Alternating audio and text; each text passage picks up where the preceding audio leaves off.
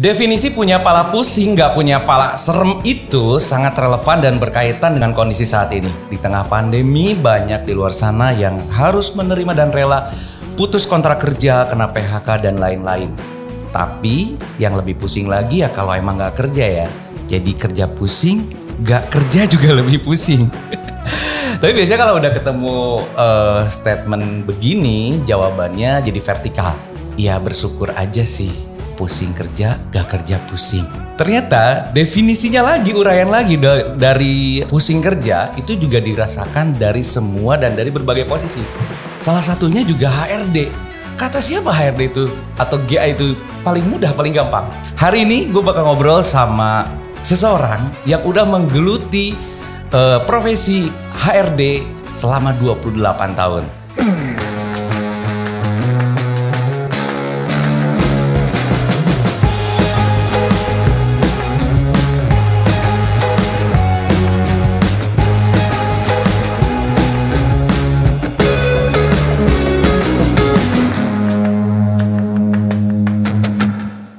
Kita bakal ngobrol sama Pak Ahmad Jirjis. Assalamualaikum Pak. Tosnya gini aja Pak. Asik. Waalaikumsalam warahmatullahi wabarakatuh. Karena ini masih di era pandemi. Sehat ya Pak ya? Alhamdulillah. Pak sehat ya? Alhamdulillah saya juga sehat. Karena ini era pandemi ya. Tahun kemarin sih hebohnya ya Pak ya. Tahun kemarin sama di awal tahun ya. Iya. Pak sempat kena COVID juga nggak Pak? Iya. Saya sempat kena COVID. Nah, sempat kena. Itu di bulan Juni. Tahun ini ya Pak. Ya. Jadi saya, istri dan anak saya yang pertama itu kena. Tiga-tiganya kena. Awalnya dari Bapak dulu? Awalnya sepertinya dari saya mungkin ya. Iya. Karena saya lebih banyak mobile ya. Iya mobile. Lebih baik mobile. Kalau istri kan di rumah. Anak kebetulan WFH, sedang WFH di rumah.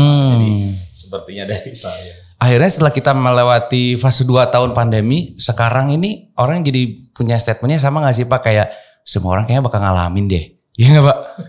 Tinggal ininya aja ya, tinggal kita mungkin sekarang harus kooperatif untuk vaksin ya Pak ya? Iya betul sekali. Nah hari ini tapi kita gak akan banyak ngomongin tentang pandeminya nih. Pak Ahmad Jirjis ini tadi sesuai dengan introduction-nya tadi. Itu adalah profesi HRD yang udah digeluti 28 tahun benar Pak? Iya kurang lebih segitu, 28 tahun. 28 tahun ini menjadi profesi ini udah dari awal dipilih atau ada fase lain dulu Pak? Iya kalau saya boleh sampaikan pertama itu HRD memang pilihan saya dari awal. Dari awal, berawal dari kok lihat banyak tetangga saudara yang punya potensi kok nggak pada kerja. Oh iya, jadi masih pada suka nongkrong dan sebagainya. Saat itu memang tahun 90-an memang agak sedikit peluang kerja mungkin nggak terlalu banyak. Beberapa belakangan. Tahun berapa Pak tadi mulainya?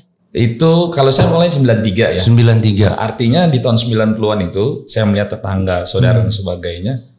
Waduh gimana nih untuk bagaimana dia bisa kerja. Saya udah mulai berpikir tuh. Begitu saya dari SMA, saya keluar SMA tahun 89. Saya sebelumnya jurusan akuntansi. Karena dulu SMEA, saya dari SMEA. Dulu SMEA, Sekolah Menengah Ekonomi Atas. Iya. Saya dari akuntansi. Begitu saya coba nyari perguruan tinggi, saya tertarik dengan perguruan tinggi yang ada Fakultas Human Resource Development.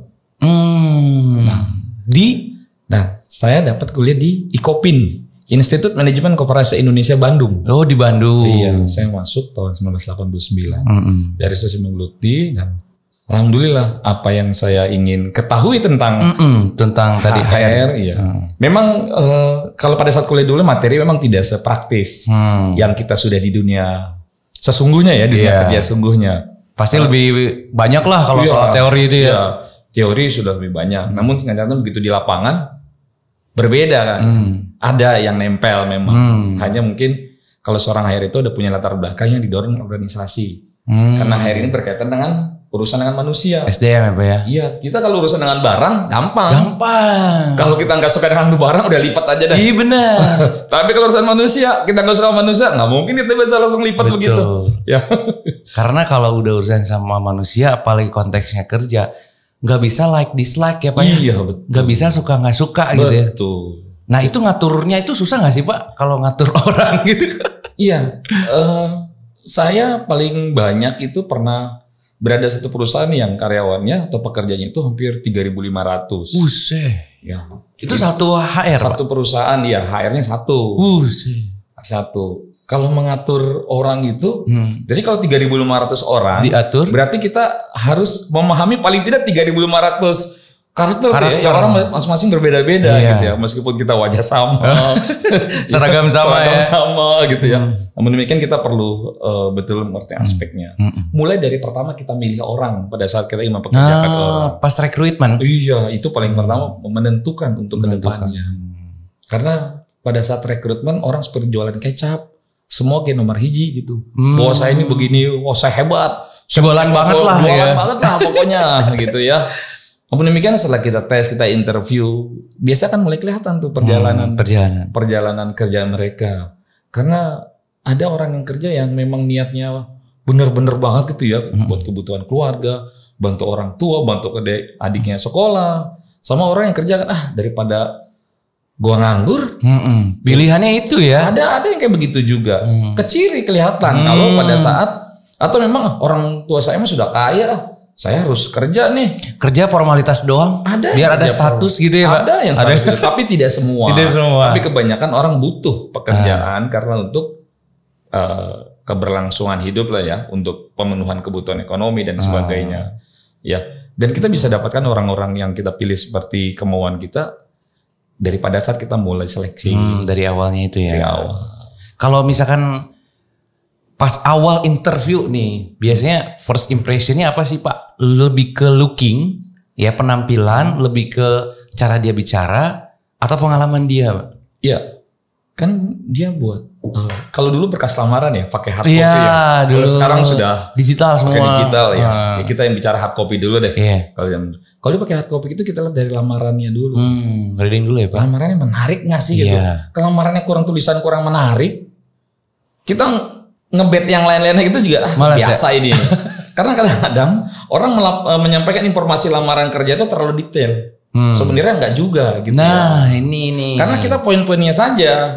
Apa pengalaman kita, kemudian skill yang bisa kita akan sampaikan ke perusahaan seperti apa, kita tulis yang poin-poinnya saja. Dan jangan lupa, kalau ketika perusahaan membutuhkan, perusahaan PTX membutuhkan operator untuk welding.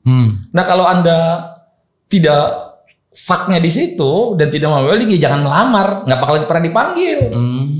Sama kayak kita perusahaan perlu marketing, dia tidak punya pengalaman marketing, sementara di situ syarat dibutuhkan pengalaman, nggak akan pernah dipanggil. Iya, karena nggak sesuai. Nggak sesuai. Jadi kalau kita mau melamar pekerjaan itu lihat kualifikasi pekerjaan yang diminta, persyaratan dan sebagainya. Contoh, usia 18 sampai dengan 25 tahun. Ya. Kita usia 40, melamar itu nggak mungkin dipanggil gitu. Jadi yang efektif, yang sesuai. Langkah pertama itu dulu. Kita lihat dulu kualitas persyaratan dan yang lain-lain. Kualifikasi dan persyaratan kita lihat dulu. Masuk nggak? Masuk nggak? Kalau masuk, ayo kita jangan sampai, saya ngeluh nih, sudah 40 lamaran nggak ada yang masuk, nggak ada yang dipanggil. Ya nggak efektif. Karena ngelamarnya nggak sesuai kriteria. Nggak sesuai dengan kriteria yang diminta. Ya itu persyaratan. Harus menguasai komputer. Dia merasa nggak bisa komputer. Kemudian nggak bisa sertifikat, maksain, nggak akan pernah dipanggil. Satu itu dulu lihat. Yang kedua, lamarnya disampaikan, ditulis itu seefektif mungkin, sejelas mungkin, dan semenarik mungkin. Orang untuk bisa membacanya. Menariknya dari sisi apa? Redaksinya? Ya, menarik dari sisi redaksi, terus kemudian menarik dari sisi yang dia sampaikan, poin-poin pengalaman kerjanya atau pendidikannya, dia bisa sampaikan. Selama sekolah saya nggak pernah diem nih. Saya memang fresh graduate Pak. Tapi waktu di SMA banyak pengalaman. Atau di kuliah, saya aktivis organisasi. Pak. Saya bidang ini, bidang itu. Saya sebagai sekretaris, panitia. Nah itu bermanfaat itu. Betul. Saya jadi baru tahu nih, ternyata fresh graduate pun, sekalipun ya dia belum punya pengalaman, ternyata pengalaman organisasi itu bisa disisipkan ya. Bisa dipertimbangkan juga ya. Misalkan aktif dalam organisasi apa gitu ya. Bisa ditulis dalam lamarannya ya? Iya ditulis ya lah. Nah ini baru tahu lagi nih saya. Karena gini, jadi kita keluar sekolah SMA nih misalnya, kita lama nih, ada setahun ke depan kita nggak kerja gitu. Pertanyaan pertama adalah, produktif. Kamu selama setahun ngapain? Iya benar. Saya aktivitas ini buktikan. saya ikut seminar ini, ikut training ini dan sebagainya. Jadi tidak ada hari yang kosong yang tidak ada gunanya gitu. Jadi dia isi. Oh enggak, saya cuma nongkrong aja Pak. Saya cuma paling mancing, paling jangan. Ada gitu kadang interview begitu. Jadi kalau kayak gitu saya sebagai interviewer nggak bakalan lama tuh. Ya saya yang paling mancing Pak, demen gini-gini. Waduh, hobi mancing misalkan ya. Bagus memang orang mau mancing hobi silakan. Tapi kalau kita sampaikan dalam lamaran kerja interview, enggak ini ya Pak. Iya. Oh saya Pak isi dengan kegiatan nih. Saya ketua masyarakat ini. Saya mengadakan bakti sosial. Saya ketuanya Pak. Dari situ sudah mulai ada bibit kepemimpinan. Itu di organisasi itu penting. Bagi yang fresh graduate ya nggak punya pengalaman ya, organisasi itu sangat penting. Baik di sekolah maupun masyarakat. Dan juga mungkin kalau fresh graduate juga bisa ini ya, selain tadi aktif, bisa juga mungkin berprestasi Pak. Nah, misalkan nih, saya banyak teman-teman di lingkaran saya, di circle saya yang emang berprestasi ya kayak di bidang olahraga, punya kreasi apa. Itu juga bisa ya Pak ya pertimbangan. Saya punya pengalaman yang cukup menarik. Gimana tuh Pak? Jadi saya sudah kurang lebih 8 perusahaan ya. Saya tidak 8 perusahaan. Dari 28 tahun itu. Iya. Jadi salah satu perusahaan kita biasanya suka ada event antar perusahaan dan bergengsi. Sepak bola lah contohnya. Sepak bola. Iya. Begitu event, kita mau perusahaan kita mau tampil dong. Saya rekrutnya itu adalah yang punya pengalaman itu. Saya Pak nih, saya rekrutnya pemain PON gitu kan, pernah di kesebelasan ini gitu, kesebelasan profesional. Ya kan? Oh, saya melihatnya, wah ini potensi nih. Wah ini potensi. Bahkan sampai ada persaingan itu ya, kita butuh contoh. Ya kadang lucu juga ya. Kita butuh, oh bos, kiper nggak ada nih. Kurang nih. Kadang-kadang rembesan gitu kan. Ada. Yang pernah punya pengalaman kiper, karena nggak ada hubungannya ya sama pekerjaan ya. Tapi kadang-kadang ada sisi lain. Yang kita selipan di situ. Benar. Sehingga perusahaan maju. Oh PT apa tuh? Daripada Tarkam ngambil pemain luar. Oh bagus nih PT ya. Sehingga paling tidak sedikit banyaknya memberi satu nilai tambah. Oh, betul. Kalau PT itu bagus tuh. Sepak bolanya. Ada terkenal PT ini jago bulu tangkisnya, volinya, basketnya. Iya. Jadi anak-anak seperti itu. Nah itu juga bisa ya Pak buat yang fresh graduate itu nyari pengalaman di organisasi dan berprestasi. Tidak hanya bidang olahraga. Ada juga orang yang punya prestasi lain ya. Ya mungkin diantaranya adalah bukan ini ya. Contoh ada satu perusahaan ya teman gitu. Ketika ini, tolong dong, gue maunya yang ini nih, yang apa lebih spiritualnya gitu ya. Lebih ini ya. Ada ya kayak gitu. Ada juga ada yang maksudnya dia bidang keagamaannya lah gitu. Yang menonjol. Yang menonjol. Kenapa? Saya ingin membangun culture yang mengenai lebih inilah lebih orang religious. lebih rohani lebih mendalam lah. Ada yang kayak gitu nyarinya. Ada yang kayak begitu. Ada salah satu perusahaan tempat saya bekerja sebelumnya itu kita itu kalau Senin Jumat itu ngaji sore. Bahkan target 3 bulan itu karyawan yang ngaji itu khatam Quran. Wah luar biasa itu. Setiap habis pulang kerja tuh Senin dan Jumat. Kita punya target ya 3-4 bulan kita khatam Quran. Ya buat apa? Satu buat dirinya sendiri si pekerja, kedua juga buat keberkahan bersama. Iya betul. Memang kita nggak paksakan, tetapi kita punya layanan fasilitas itu. Ya habis pulang kerja, ya aktivitas yang lain, ya Idul Adha dan sebagainya. Jadi gitu ya. Ternyata tuh ini mungkin kalau perspektif di antara kalian itu ada yang mikirnya gue ngelamar ke sini dah, ini yang dibutuhin operator. Ya udah tentang keoperatorannya deh, misalkan pengalaman. Padahal yang lain-lain bisa jadi ya, karena bisa jadi sesuai kebutuhan bisa jadi sesuai kebutuhan perusahaan. Karena gini, memang perusahaan ingin dapat kandidat pekerja itu yang pinter, yang punya attitude yang bagus, fasilitasnya bagus, kondisi fisiknya sesuai dengan kebutuhan operator di mesinnya, memang seperti itu. Dan demikian kadang-kadang kan perusahaan melihat, oh dia ada potensi lain nih dalam dirinya gitu ya, yang sesungguhnya saat ini mungkin memang belum. kita butuhkan, tapi kita bisa ketemukan di sisi lain. Contoh deh saya. Gimana? Saya waktu pertama jadi HRD ya, dulu masih bahasanya personalia lah. Personalia dulu. Dulu personalia lebih kerennya personalia atau kepegawaian. Dulu singkatnya PGA, Personal and General Affair, gitu ya. Nah, saat itu saya memang nggak ada tuh yang namanya lowongan untuk HRD. Ini pengalaman saya. Jadi saat itu ada kebutuhan untuk staff warehouse. Oh, warehouse. Iya, saya kemarin sudah lulus ya. Dari Ikopin, Bandung saya sudah lulus. Nah, saya iseng ceritanya sambil rumah tuh minum jamu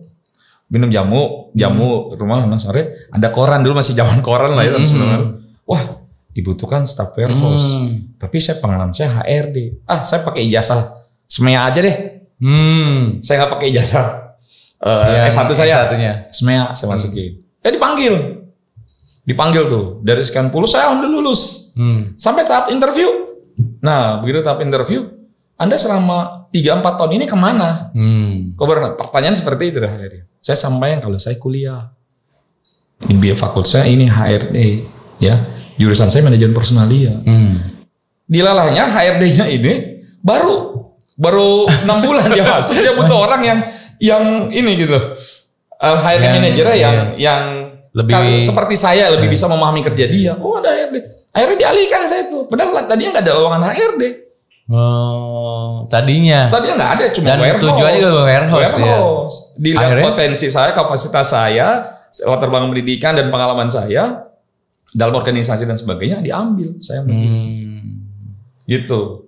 Akhirnya menjabat lah di situ. Pertama saya dari staff, dari staff HRD sampai saya ke arah GM itu dari staff HRD saya. Jadi bertahap, nggak tiba-tiba langsung manajer nggak dengan mana. Semua juga ada tahapan. Iya. Dan uniknya saat itu saya nggak diinterview.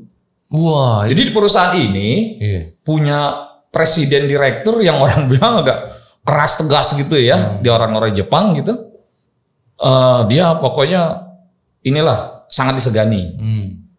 Si HRD manager ini bicara ke saya, Zirjis, nanti kamu ketemu Mister itu ya. Oh iya. Kamu tunggu aja di sini ya. Dikasih gambaran saya tuh tentang si presiden begini. Sedikit ini kan namanya first ya. First time for interview ya tuh. Presiden direktur. Udah. Saya tunggu di lobi. Di lobi ternyata banyak tamu. Orang-orang Jepang. Saya nggak duduk tuh, berdiri aja. Mereka pada duduk. Ya, mereka berdiri, mereka meninggalkan tempat, saya duduk. Baru duduk, kemudian datang lagi tamu. Saya menghormati gayanya Jepang mereka gitu ya. Nah, ketika mereka naik tangga, saya persilakan dulu dia. Rupanya salah satu presiden direktur yang mau ketemu dengan saya ada di deretan itu. Saya kan nggak tahu orangnya yang mana. Ada deretan yang banyak tamu itu. Banyak tamu itu. Di jalan saya persilakan. Saya beri menunduk. Dia kan kalau istilahnya kalau kita menunduknya sampai nunduk gini, kita hormat banget gitu ya. Hormat banget. Nunduk. Budaya Jepang. Udah. Selesai mereka meeting, saya dipanggil sama sekretarisnya si presiden direktur. Mas, ke atas. Gitu, iya. Begitu saya buka pintu sebelum duduk sama presiden direktur tadi, oke. Tomorrow, besok kamu MCU, minggu depan kamu langsung kerja. Wah, langsung cuma gara-gara saya sikap aja tuh yang saya tunjukkan kepada mereka, menghargai mereka. Tuh kayak gitu. Benar, berarti memang khususnya Jepang itu ya memang dia menghargai sebuah attitude itu yang utama ya Pak? Iya. Jadi kadang-kadang kita ini nih, para pekerja nih saya kasih misalkan, Anda ngelamar, dipanggil, suruh duduk di lobi.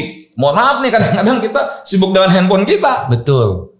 Iya, main game lah. Generasi HP miring gitu. Kadang-kadang ngerokok lah di payun gitu. SBT gitu kan. Begitu dipanggil tayangan. Atau pas lagi dilihat diperiksa sikapnya, wah ini orang kurang niat gitu. Orang kalau yang niat sungguh kerja kan dia betul-betul dipersiapkan. Setelah ini juga ikutin tahapannya. Jadi yang kayak gitu-gitu begitu lihat, wah ini anak yang tadi nih nggak sopan pisan gitu kan. Udah nggak perlu lama-lama lah interview dia, walaupun di hasil tes juga kita. Wah itu kan penggambaran sikap dasar. Iya.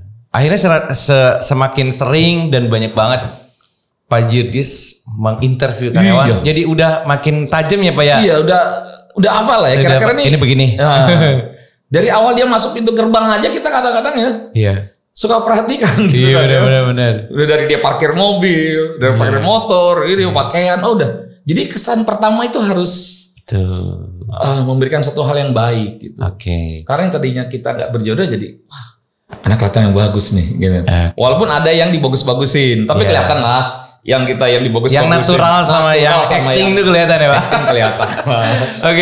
Itu kan tadi satu kondisi di mana memang kondisi-kondisi baru melamar kerja. Iya. Nah ternyata problemnya atau masalah-masalahnya nggak cuma itu ya, tapi pada saat nanti walaupun tadi itu pilar utama kali ya untuk sebuah SDM yang baik itu dari rekrutmen. Dari awal. Nah setelah masuk nih itu nggak dipungkiri walaupun udah segimana kita screeningnya pasti ada aja ya Pak. Betul. Yang begini yang begitu. Betul. Nah biasanya ada problem atau habit apa sih Pak kalau di karyawan itu SDM itu mereka itu problemnya gitu kan?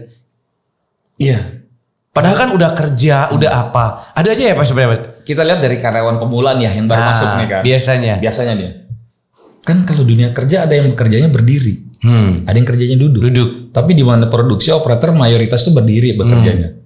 Ya. Keluhan mereka pertama dari keluar. Orang mah capek. Itu dulu tuh. Kebanyakan berdiri, ya kan? Ini mah hese, kadang-kadang mulutnya hasem gitu biasanya orang kadang sering nyantai gitu. Kayaknya nggak sesuai dengan passion saya nih. Gitu kan. Itu satu ya. Jadi keluhan-keluhan yang habitnya dia belum bisa menyesuaikan diri. Nah, belum beradaptasi. Tapi kalau orang-orang tadi saya bilang ketika dia aktivis dan sebagainya yang biasa lelah, biasa capek, biasa bangun pagi. Ternyata kan gawe kan kadang-kadang ada yang shift hiji. Iya. Jam 6 udah berangkat. Biasanya kita bangun jam 7, jam 8. Bekerja jam waduh. Kadang ada yang shift 3 malam hari. Mulai jam 10 malam ya pagi kan. Mereka yang kadang-kadang juga nggak tahanan gitu ya. Udah ngantuk. Kadang-kadang begitu. Itu keluhan pertama bagi pemula gitu. Pemula ya. Tapi kalau memang niatnya dia betul-betul untuk apa namanya? Sungguh bekerja lah. Sungguh bekerja. Itu sih nggak jadi halangan. Itu di sisi pemula. Pertama gitu. Banyak berguguran karena itu. Ya, merasa. Terutama mungkin di 3 bulan awal ya Pak ya. Sepertinya begitu. Iya, di 3 bulan awal banyak yang belum beradaptasi sama situasi, sama kondisi kerjaannya, sama medannya.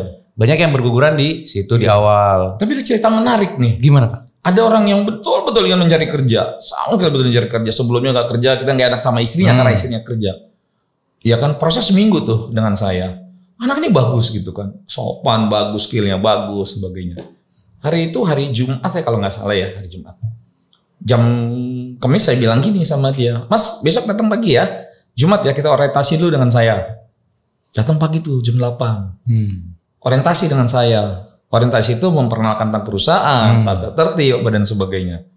Jam 8 sampai jam 10. Sudah kamu orientasi ke divisi lain ya, ke apa tuh manufacturer ya di situ ya, ke line-nya dia. Orientasi itu dia 2 jam. Jam 12. Dari jam 10 itu. Jam 10. Begitu sholat Jumat, atahiyat terakhir kan? Iya kan? Atahiyat terakhir dia nggak bangun-bangun lagi tuh. Kenapa? Iya, meninggal dunia. Iya, jadi baru 4 jam berada di perusahaan itu dia. Kok bisa gitu Pak? Iya. Dan itu nyata. Dan saya tanya ke keluarganya, kenapa ya? Tadi malamnya dia begadang. Karena istrinya itu shift 3, malam dia begadang jaga anaknya. Kemudian dia kelihatan senang. Ingin masuk kerja besok gitu. Mungkin sarapan lupa dan sebagainya. Nah ini itu nyata itu. Tentang ya manajemen personal ya. Ini juga penting ya. Jadi saya langsung handle bagaimana dia. Langsung handle itu. Sampai jenazahnya kita bawa ke daerah Jawa tuh. Padahal kan secara pada saat itu belum berjalan, belum bekerja. Tapi karena tadi persiapan sama manajemen pribadinya ya Pak ya, personalnya yang nggak bagus, tadi malamnya begadang terus. Contoh kayak gitu. Dan dia juga bagi teman-teman tadi yang 3 bulan pertama kadang-kadang habitnya dia kurang bisa beradaptasi, itu karena tadi apa? Saya udah bilang nih, kamu sehat hari ini? Sarapan? Nah, udah sarapan belum? Gitu. Jadi kita supaya dia betul-betul fit untuk bisa bekerja. Ya, apalagi kalau karyawan banyak kan wanita kan kadang-kadang ya mungkin makannya terlambat atau dia punya datang bulan gitu ya. Itu harus dipersiapkan benar-benar. Jadi itu bagi yang baru pulang. Bagi orang yang sudah lama kadang-kadang ada kejenuhan juga mereka. Nah, ini nih biasanya kalau saya yang temukan sih banyak sih orang-orang yang jadi kerjanya kagak semangat. bete, jenuh. Banyak dari apa? Dari apa? Biaya hidup tidak seimbang. Biaya hidup sama dengan tuntutan hidup ya kan lebih kecil dari pendapatan hidup. Ya. Pendapatan. Yang sederhananya gini, keranjang di Shopee lebih banyak daripada saldo. Udah gitu ya yang sesuai. Iya, banyak kan seperti itu. Kan kita mengukur gaji kita. Iya. Kalau kita buat hutang piutang 30% lah. Iya, harusnya kan 30% gitu kan, take home pay lah ya. Iya. Memang sih dia hutangnya di koperasi perusahaan misalkan tampak sedikit. Tapi kan di luarnya ya, jadi nggak semangat juga mereka. Oh, nah ini juga penting berarti harus manajemen juga ya. Iya. Kalau kita misalkan gaji kita UMK kita kira-kira 5 juta, 4 juta, 5 juta lah ya. Taruhlah 30%-nya kita amankan lah ya. Ya terserah lah buat saving atau dan sebagainya. Tapi yang pasti kalau kita pendapatan kita sudah melebihi bagiannya 50% untuk menutup hal yang lain di luar kebutuhan, gak repot. Ini juga salah satu mereka tidak termotivasi. Gimana caranya ketika masuk kerja sudah nggak semangat, pulang kerja maaf ya, malamnya dia ngojek misalkan, malamnya dia usaha lagi, nutupin karena pendapatan dia di perusahaan itu sudah banyak habis untuk nutupi yang lain, jadi perlu tambahan. Kadang pekerja kalau udah overtime itu seneng. Overtime itu senang bekerja. Ketimbang ojek online kali ya. Dia overtime bekerja. Ketimbang dia harus misalkan ya dia yang lain lah. Gitu. Kebanyakan mereka tersita waktunya. Iya. Tersita waktu itu. Akhirnya capek ketika besok paginya mau kerja. Iya. Kan rentan. Gini mas, kalau orang sudah capek kerja di operator produksi yang berkaitan mesin dan sebagainya rentan, dia ngantuk dan sebagainya, bisa menimbulkan apa? Kecelakaan kerja. Makanya kepada para pemula pekerja ini, tolong atur waktu. Sekiranya nggak penting urusannya, nggak usah lah. Habis pulang kerja, istirahat, udah.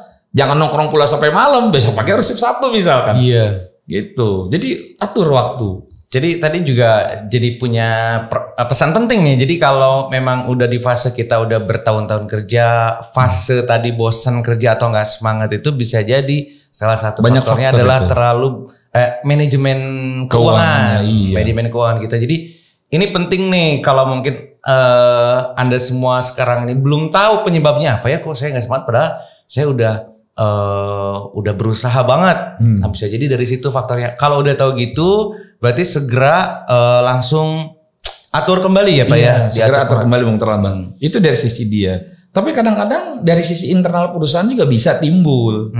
Kadang sering tidak sepahamnya dengan antara atasan dengan leadernya tidak sepaham, atau kalau kita gentle, kalau memang nggak sejalan kita, kenapa sih kita bertahan? Gitu. Ya udahlah, kita keluar cari perusahaan lain. Monggo kan lebih bagus. Jangan sampai dia sudah tidak nyaman di perusahaan, dia mulai ajak-ajak orang lain untuk berbuat hal yang tidak bagus, ya kan akhirnya mengganggu. Kan seperti itu. Ya, orang kadang-kadang kalau ada satu kebutuhan, ya, di mana kadang-kadang pendapat dia tidak sama dengan atasan, dia khawatir kan orang jadi punya pikiran yang lain gitu loh. Ya dengan cara-cara yang lain, maksud teman dan sebagainya. Menyiasatnya gimana sih Pak kalau ada situasi yang kayak tadi tuh kondisi kayak saya udah nggak betah, udah nggak cocok kerja di sini, mau pindah tapi takut gimana, tapi saya juga masih tetap butuh penghasilan. Biasanya kalau saran dari Pak Jirjis nih kalau dari perspektif itu harus gimana Pak? Baik? Iya, saya sering coaching atau counseling kepada orang-orang macam kayak gitu ya. Jadi begini, saya yang pertama benahi dulu deh, atur dulu di keluarga kamu. Saya bilang, apa sih masalahnya? Sok selesaikan dulu masalahnya di situ. Jangan sampai nanti tadi tuntutan lebih besar, ya kan daripada pendapatan gitu. Itu dulu. Yang kedua, kamu masih niat kerja gak sih? Saya nanya komitmen. Tanya lagi ya niatnya. Iya, saya niat Pak. Kalau niat kerja dengan sungguh-sungguh, tolong kamu rubah. Iya, cara istirahat kamu tentunya, gitu ya. Terus kemudian konsentrasi kamu dalam bekerja. Sebab kalau sudah urusan rumah dibawa ke dalam urusan pekerjaan, nah itu repot. Dan jangan juga urusan pekerjaan dibawa ke rumah. Nah, kadang repot juga. Kenapa? Ngelamar kerja di pabrik, ya kan? Yang merasa melamar pada datang ke rumah. Pak gimana nih kok saya nggak lulus? Macam-macam. Nah, kemudian tips yang 3 untuk orang teman itu, kalau Anda punya kemampuan skill, saya punya skill ini, mulai deh diam-diam deh cari perusahaan yang udah di prepare ya Pak ya? Prepare. Ya kan kalau Anda merasa punya skill saya, kayaknya gue nih kalau di sini skill gue kurang ada harganya nih. Di luar ada yang lebih tinggi nih gitu kan. Gentle lah. Cari lamaran yang lain. Ya bukan. Setelah itu mundur secara baik-baik. Jangan nggak masuk gitu kan. Harapannya di PHK sama perusahaan biar dapat uang pesangon. Kan nggak bagus ya. Kita masuk kerja kan dengan yang baik-baik, keluar yang baik-baik lah gitu. Oke. Nah, Pak Jerry sendiri kan udah 28 tahun itu di beberapa perusahaan Mas ya? 8 perusahaan. 8 perusahaan. Nah, selama 28 tahun ini pasti Bapak juga ya manusiawi ya. Rasa jenuh itu pasti ada ya Pak? Ada. Treatmentnya kayak gimana? Kalau misalkan ternyata rasa jenuhnya karena emang bukan karena ada masalah yang tadi Pak. Treatment bukan karena masalah pribadi lah ya, bukan masalah keluarga. Iya, masalah gitu kerjanya yang gue gini lagi. Itu treatmentnya gimana? Jadi gini, kita kan kalau di HR itu kan orang bilang jabatan politis juga lah ya. Ya. Ke atas. Ya, kepala diangkat oleh pimpinan perusahaan.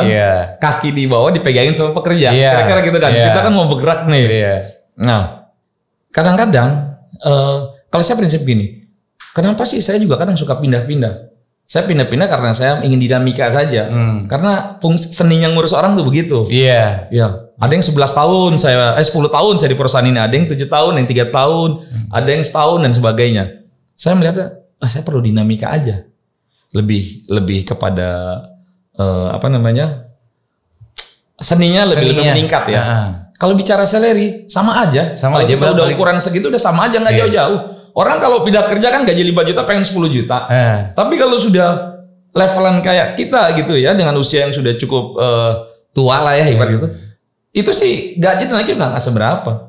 Cuma masalah tingkat kenyamanan kita kira-kira nyaman kan nih untuk lebih berkreasi. Ya, itu sih yang saya kenapa saya suka pindah gitu. Saya lihat ini kelihatannya ada yang menantang lagi nih gitu. Jadi treatmentnya adalah pada saat itu kalau misalkan Bapak jenuh gimana tuh? Kalau saya dari dulu di mana perusahaan, insya Allah sih nggak jenuh. Kenapa?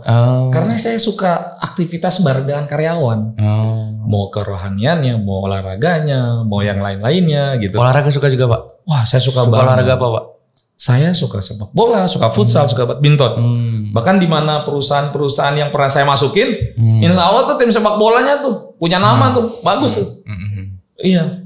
Oh, yang waktu dia beberapa perusahaan ini di antara 8 perusahaan ini, 2-3 perusahaan itu punya tim sepak bola dengan nama yang bagus. Nah, top lah gitu. Karena saya suka di situ. Ya. Menjadi HRD juga ada satu konsekuensi yang lebih besar ya Pak. Kadang jam kerja hanya menjadi sebuah tulisan SOP. Benar gak Pak? Sering banget yang namanya pulang gak tentu. Iya, handphone saya 24 jam. Wah. Mau kapan aja karyawan ada urusan, monggo. Yang penting-penting gitu ya. Karyawan Pak, istri saya pengen lahiran nih, tapi di rumah sakitnya bermasalah.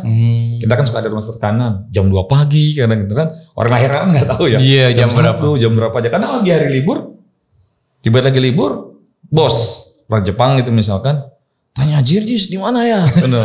Ya. Kenapa ya driver tidak bagus ya? Jadi ya. Kondisi kayak gitu, ya saya keluarga sendiri sudah memahami istri saya. Karena istri saya juga orang HRD.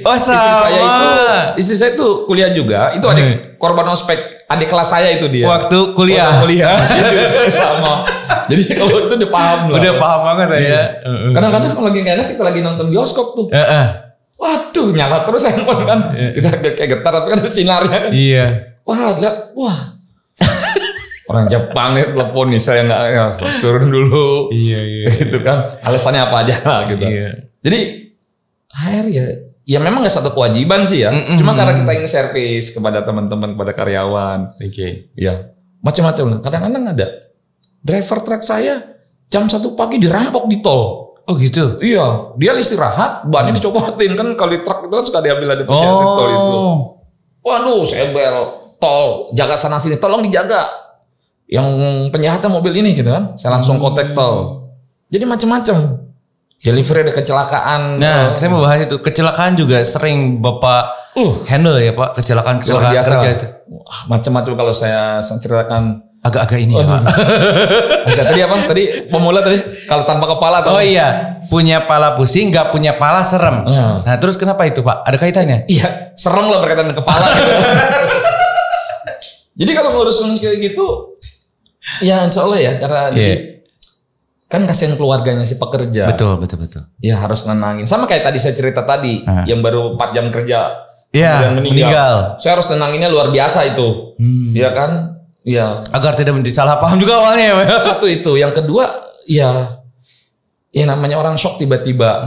Karena adik ipar saya juga begitu. Oh sama juga Pak. Iya, lagi di mobil tiba-tiba meninggal contohnya karena sudah takdirnya dia. Jadi untuk handle orang yang kecelakaan, bahkan ada handle saya permasalahan keluarga, yang suami istri ribut di rumah, dia kerja uring-uringan, nih anak kerja uring-uringan kenapa nih? Nggak lama istrinya datang. Waduh, ke pos satpam. Pak Sirjis ada tamu nih. Gitu. Kenapa? Akhirnya saya selesaikan di pos satpam. Gitu. Ada ya? Ada. Nanya, Pak, suami saya lembur nggak? Iya lembur. Kemarin lembur? Enggak. Itu jadi ingat lagu Pak. Apa tuh? Katanya ke kantor, alasannya lembur. Dan itu betul. Itu realita ya? Ada yang kayak gitu. Aduh. Kadang-kadang suka saking saya akrab dengan karyawan kan kurang ajar kadang-kadang teman-teman ini. Saya disuruh Pak Ziris jemput tamu di bandara. Catut nama lagi. Catut nama. Aman lah gitu. Aman kalau dengan Pak Ziris. Aman gitu. Tapi lama-kelamaan akhirnya kebuka karena ngobrol sama. Terus saya kan suka akrab sama keluarga pekerja. Sekarang juga ketelepasan juga. Berarti kemarin bukan ke bandara dong kemana? Ada, karena anak suka begitu. Kadang-kadang ya Pak ya. Kalau saya cukup dekat dengan teman-teman karena tips saya adalah saya personal approach itu penting ya. Jadi pada saat mereka nikahan, saya pada saat mereka nyunatin anaknya dan sebagainya, saya sudah datangin. Satu hal yang kadang-kadang suka ini si karyawan ini saking dekat sama saya kurang ajar juga gitu loh. Gimana tuh? Bos, saya mau nikah nih. Nikah lagi? Nggak jadi, nikah yang pertama nggak jadi. Oh ya nggak jadi. Nikah lagi. Oh iya. Tolong ya bos ya.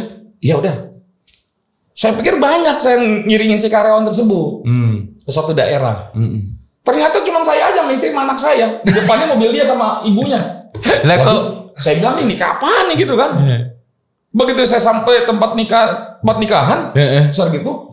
Dari kira-kira 10 meter tuh, pakai baju putih gitu, sorban hijau, pakai marawis, disambut ya.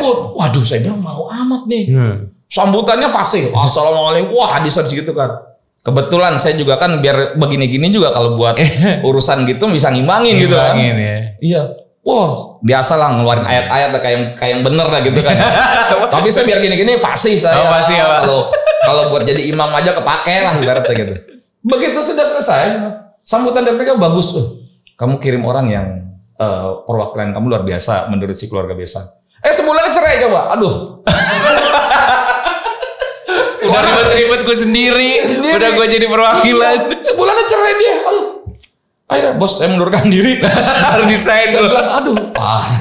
Kamu terus saya bilang. Macam-macam aja. Satu. Ada lagi juga saya. Bos. Kan ada kan orang yang kalau mau nikahin KPK pacaran tuh ya. Iya. Bos anterin saya dong gitu. Saya mau hitbah si ini nih. Si seorang wanita. Ya, pakaian saya lebih keren kebetulan dari karyawan saya. Saya masuk dong. Assalamualaikum. Disangka pengantin. Disangkanya buat yang mau kenalin nama anak saya. Padahal saya mau nganterin karyawan saya. Karyawan saya malu-malu tipis gitu. Gitu. Saya bilang enggak, ini apa namanya? Karyawan sudah saya adik saya gitu. Wajah dari keluarganya lebih beda gitu. Jadi apa namanya? Banyak ya pengalaman. Itu karena saya saking dekatnya. Saking dekatnya dengan mereka. Bahkan lebih lagi ketika lamaran nggak diterima tuh. Ada orang ngasih lamaran nggak diterima, nggak mau kamu selesai. Besoknya dia mungkin punya akal lain. Dia bawalah sama anak kecil, dia lapor ke satpam. Saya mau ketemu Pak Zirjis. Kata Pak satpam, kamu siapa? Gitu. Saya istri mudanya nih sama anak. Saya kaget kan. Saya dibilang, Pak ada istrinya datang. Wah, seujuk-ujuk saya mah kagak pernah mau tahu urusan kantor ya. Kok datang di pabrik? Rupanya dia ngelamar nggak diterima. Pakai cara begitu. Biar ketemu langsung. Iya, memang sih nggak maido. orangnya juga memang itulah gelis lah gitu. Gelis. Buat bohongan aja masih ini ya. Tapi kan security datang Pak Jiris. Punya istri muda nih kan kesannya nggak bagus juga gitu. Lu macam-macam lah. Banyak ya cara yang kayak gitu ya. Cara banyak. Iya benar. Yang naruh ikan mas pepes 3 kilo di depan. Lu macam-macam lah. Jadi ya tidak terlepas dari hal-hal yang seperti itu sih ya. Mereka berupaya untuk. Siap. Oke. Di segmen akhir Pak Jirgis saya punya satu segmen. Ini pertanyaan sih. Tapi pertanyaannya dijawab dengan pilihan Pak Jirgis. Hanya ada 2 pilihan dan Pak Jirgis jawab dengan cepat ya. Oke. Ya. Taruh ujung-ujungnya. Kalau udah kaitan dengan wanita agak repot. Nanti minta sensor aja Pak. Enggak Pak, itu kaitan wanita. Gimana? Nih pertanyaannya pertama nih Pak. Pilihannya ya. Jawab dengan cepat. Kerja sampai pensiun atau pensiun dini? Pensiun dini. Jalan-jalan sama keluarga atau ikutin hobi sendiri? Jalan-jalan sama keluarga. Benar. Sabtu Minggu itu udah jatah keluarga. Senin Jumat itu sama yang lain. Lebih takut istri atau anak pertama? Kayaknya anak pertama ya. Biasanya gitu ya Pak. Iya. Anak pertama kalau udah ngomong langsung. Iya. Gitu. Soalnya banyak benernya omongan dia gitu. Gaji kecil tetap di kota asal atau gaji besar mutasi? Gaji besar mutasi. Wah, misalkan ke Papua nih Pak, gak masalah Pak. Iya kan sesuai persyaratan gak masalah. Ada fasilitasnya sebulan kali 2 minggu sekali. Nego gaji ya. Gak dipungkiri kok. Orang ingin gaji besar siapapun. Dan harus siap itu memang ya. Oh iya harus siap. Resikonya begitu tanggung jawabnya jelas lah dengan pendapatannya. Oke. Investasi atau kelola sendiri? Kelola sendiri. Udah ada Pak? Kelola sendiri, investasi jalanin punya orang, saya kelola sendiri. Itu lebih bertanggung jawab. Kenapa? Investasi dari orang kelola. Iya. Hebat. Mas Jirgis, kelola nih investasi dari saya. Oh siapa itu?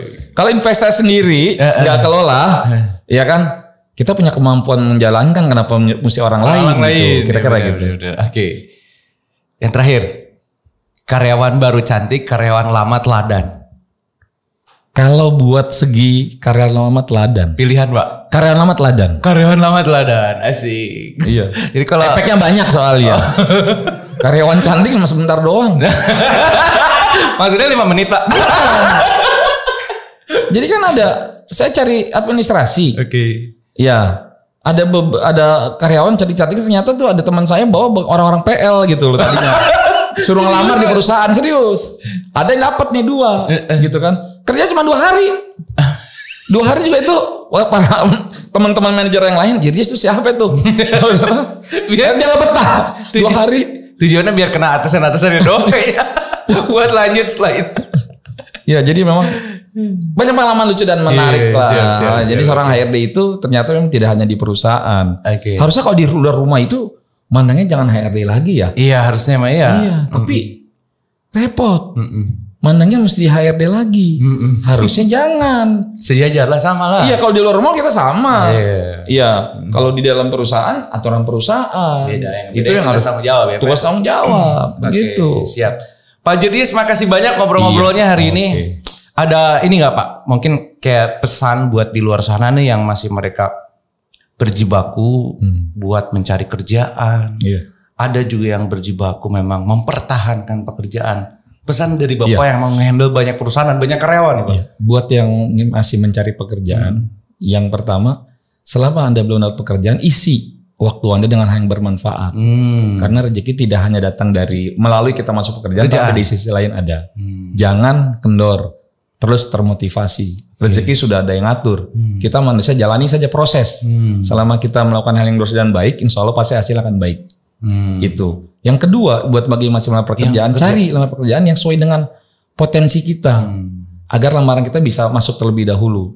Dan jangan bosan untuk cari lamaran tempat lain, terus cari lamaran dan cari komunikasi. Silaturahmi itu penting. Nah, punya teman di sana sini ada kesempatan ambil dengan teman gitu, karena kebaikan itu datang tidak hanya dari apa yang kita tanamkan, tapi mungkin apa yang pernah kita lakukan sebelumnya yang kita nggak tahu menjadi hasil buah di hari ini gitu. Oke. Bagi orang yang sedang bekerja, bekerjalah semaksimal mungkin karena meskipun perusahaannya tidak menjadikan kamu kaya, tapi paling tidak perusahaan bisa memberikan kamu kehidupan. Seperti itu. Yang layak untuk keluarga juga. Yang layak untuk keluarga. Jadi tetap diperankan. Tapi kalau kamu punya kemampuan yang lain dan kamu ingin berpindah tempat kepada perusahaan lain, ya monggo silahkan. Sebatas kamu bisa untuk menyesuaikan diri dengan perusahaan yang baru dan kamu punya potensi skill yang bagus ke depannya. Karena saat ini susah orang untuk mencari pekerjaan. Yang sudah ada syukuri. Syukuri tadi ya. Akhirnya statementnya vertikal bersyukur. Vertikal bersyukur. Tadi saya baca tadi di depan, sebaik-baik manusia adalah orang yang bermanfaat bagi manusia lain. Gitu. Siap, terima kasih banyak Pak Jirjis atas waktunya untuk hari ini. Sukses terus buat Bapak. Juga di ini ya, di tempat bekerja yang sekarang, dan juga Pak J di sini kan sebagai ketua forum HRG, masih menjabat Pak? Iya, saya ketua forum HRG Kabupaten Purwakarta. Iya, jadi sukses dan sehat juga Pak di era sekarang. Sekali lagi terima kasih, sampai ketemu lagi di Podcast Pro episode selanjutnya. Terima kasih Pak J. Terima kasih.